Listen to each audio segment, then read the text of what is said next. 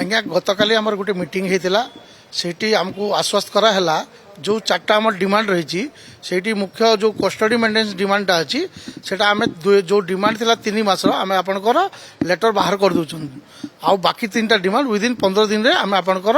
दाबी जो हो पूरण करदेबू आम सार को रिक्वेस्ट कलु सर जेहेतु यहाँ 1400 मिलर 14 मास आम लड़ाई अच्छी 14 मास आम फाइट कर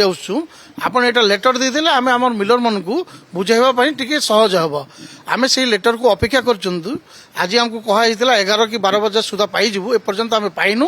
आमती आमको से लेटर पाइबू आम कामटा आरंभ करदेबू मु हाथ जोड़ी ना मान्यवर मुख्यमंत्री आ जगन मंत्री को रिक्वेस्ट कर चाषीर